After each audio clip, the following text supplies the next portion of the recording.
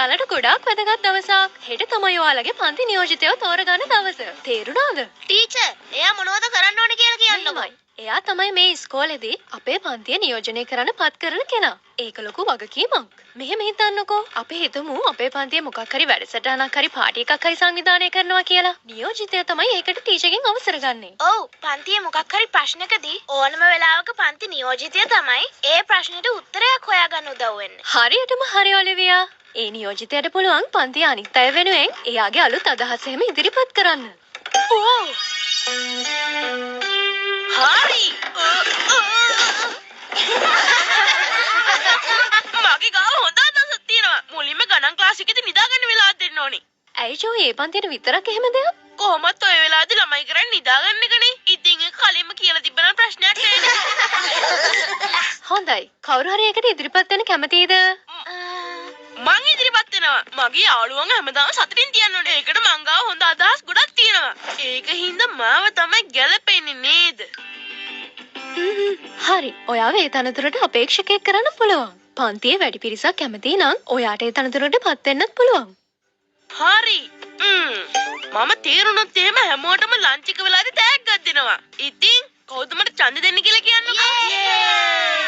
මම නම් දෙන්නේ නැහැ. මොකද මමත් ඕකට ඉදිරිපත් වෙන්නයි ඉන්නේ. මම තේරුණොත් එහෙම මුළු කැන්ටින් එකම එළවලු වලින් පුරවනවා. එළවලු කෑවම අපේ මොලේ වර්ධනය වෙනවා. එහෙමද? හොඳයි. අපිට දැන් අපේක්ෂකයෝ දෙන්නෙක් ඉන්නවා. තව කවුරු හරි ඉදිරිපත් වෙන්න කැමතිද? මගේ ගාව අදහස් ගොඩක් තියෙනවා. මං තේරුණොත් එහෙම ගණන් උගන්නන එක නවත්තනවා. එක්සර්සයිස්, අසයින්මන්ට්, හෝම්වර්ක් මොකොත් ඕනේ.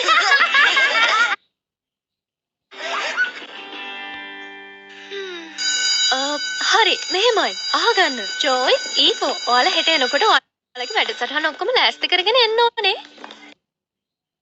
ඒත් යසින් මට හරි අමුතුයි වගේනේ. මොකද්ද ඔයාලට තියෙන ප්‍රශ්නේ ජෝයි? මේ පාර තමයි මට ඉස්කෝලේ ඉන්න ආසාවක් හරි හිතුනේ. දැන් ඔයාගේ පෝස්ටර් එකත් හදන්න ඕනේ නේ. ඒක ඇත්ත. ඒයි ඔලිවියා.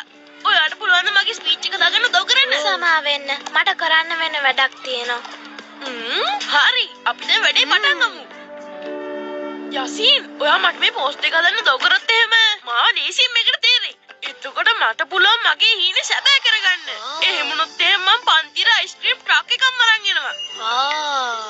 එහෙම වුණොත් ජෝයි අපේ ජීවිත මීට වඩා ගොඩාක් ලස්සන වෙයි නේද? ඔයාට පුළුවන් මාව විශ්වාස කරන්න. ස්තුතියි යසින්. මේක බලුවම මම පන්තියේ ආරක්ෂකයා වගේ පේන්නේ. මම මේ තනතුරට තේරෙනවමයි. මමයි පන්ති නියෝජිතයා. ඔව්. හැබැයි දැන් ඉතින් ඔයාලා කරන කතාව හදාගන්න වෙනවා. ඒක කරන්න වෙන්නේ මන් නැතුව. මොකද මන් දැන් ගෙදර යනවා. බය වෙන්න එපා. මං ගාව අදහස් ගොඩක් තියෙනවා. ඉස්කෝලේ වැඩ කරලා එපා වෙලා ඉන්නේ. ඔයගොල්ලෝ මාව තෝරගත්තොත් මම ඉස්කෝලේ යන්න දවස් 2යි. ඊටු දවස් 5ම නිවාඩු දවස් කරනවා.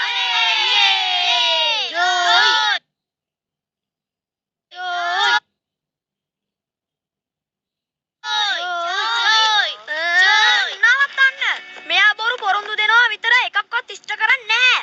ඔයාලට මුකුත් ලැබෙන්නේ නැහැ. මම පොරොන්දු වෙනවා. ඔයාලත් එක්ක හොඳට වැඩ කරනවා කියලා. බය වෙන්න එපා. එහෙම වුණොත් ඔයගොල්ලන්ට හොඳට විනෝද දෙන්න පුළුවන්.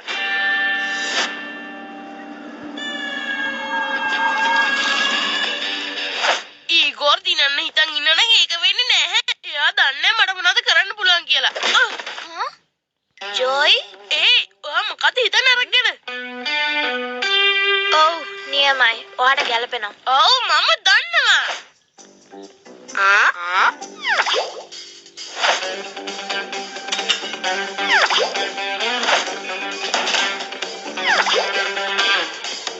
ඊගොර්ට ඡන්ද දෙන්න.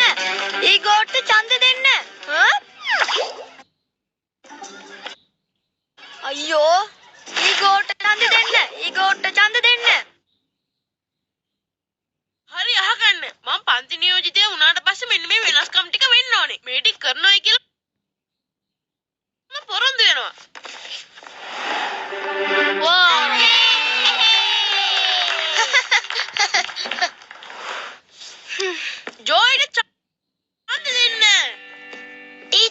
එයාට ඒ දේවල් කරන්න පුළුවන්ද? ඔව් ඒක තමයි නේද. අපි දැනට හිතමුකෝ ජොයි දෙන පොරොන්දු යාට ඉෂ්ට කරන එක ලේසි නෑ කියලා. ඔයා කියපු දේ හරි. හොඳයි. අපි දැන් බලමු අනිත් අපේක්ෂකයාගේ අදහස් මොනවද කියලා. ඊගෝ ඔන්න දැන් ඔයාට වෙලාව තියෙනවා ඔයාගේ අදහස් මොනවද කියලා කියන්න. හොඳයි. හැමෝගෙම අවසරයි. මම ඕගොල්ලන්ට ඉස්සෙල්ලාම ස්තුති කරන්න ඕනේ මගේ ඒ කතාවට සවන් දෙන එකට. අපි ඇත්තටම අපේ පාසලේ අනාගතය ගැන පොඩ්ඩක් කතා කළොත් එහෙම පාසලේ දියුණුව ගැන කතා කිරීම ගොඩක් වැදගත්. මතක තියාගන්න. ඕගොල්ලන්ටත් පුළුවන් මං වගේ හොඳ බුද්ධිමතෙක් වෙන්න. එතකොට අපේ පාසලේ හැමෝගෙම අනාගතය ලස්සන වෙනවා. ඕගොල්ලෝ මාව තෝරගත්තොත් මම ෆ්‍රෙන්ච් ෆ්‍රයිස් තනං කරනවා. ඇත්තම කිව්වොත් ඒව ශරීර සෞඛ්‍යයට අහිත කරයි. අපි කාටවත් හොඳ නැහැ. ඒ වගේම තමයි තව දෙයක්. ඔයගොල්ලෝ හොඳයි. බොහොම ස්තුතියි ඊගෝ. ඇත්තටම ඔයාගේ කතාව හරවත්. ඒ වගේම ගොඩාක් වැදගත්. ඒත් මං කතා කරලා ඉවර නෑ. හරි. ඒකට ප්‍රශ්නයක් නැහැ. ඔයා කියන්න ඕනේ හැම දෙයක්ම වගේ කිව්වනේ. ඒ ඊගෝර්, ඔයාට කතා ගණන් පන්ති වෙලාද කියන්න බැරිද? කොහොමද අපි ඉතින් නිදා ගන්න ඕනේ. ඒ වගේම තමයි මම පන්ති නියෝජිතයා වුණොත් එහෙම හැමෝගෙම හෝම්වර්ක් මමයි කරලා දෙන්නේ. මම ඕගොල්ලන්ට කිව්වනේ මම නියෝජිතයා වුණොත් ඕගොල්ලන්ට ගණන් ක්ලාස් ඉතින් නිදා ගන්න පුළුවන්. ඒ වගේම තමයි මම පන්ති නියෝජිතයා වුණොත් එහෙම ලන්ච් එක වෙලාවදී සෙට් දෙකක්ම දෙනවා. මම නියෝජිතයා වුණොත් හැමෝටම හැම જાතියෙම අතර බස දෙනවා. ආමේ. විවේක වෙලාවදී අපි ස්කේට් බෝඩ් පදිමු. අපි ක්ලාස් එක ස්කේට් බෝඩ් පදිමු. ඇත්ටි ඔය හොඳටම ඇත්ටි. ටීචර් පන්ති නියෝජිතයා විදියට මමත් ඉදිරිපත් වෙනවා. ඔලිවියා දැන් ඔයාට අවස්ථාව ලැබෙනවා. මම පන්ති නියෝජිතය වෙනවා නම් ඒක ඕගොල්ලෝ හින්දා කරන්නේ. මම දන්නවා ඕගොල්ලන්ට ඕන දේ සමහර වෙලාවට ඕගොල්ලෝ කවදාවත් කියන්නේ නැහැ කියලා. ඉතින් මං ඕගොල්ලන්ට හඬ වෙන්න. මගේ සතුට ඒකයි. ඕ බලන්න ඒක නම් නියමයි. ඇත්තමයි.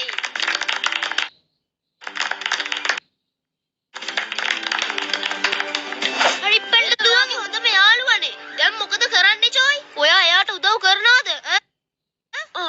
මට හොඳ අදහසක් නම් තියෙනවා. හැබැයි මට එයාට උදව් කරන්න බෑ.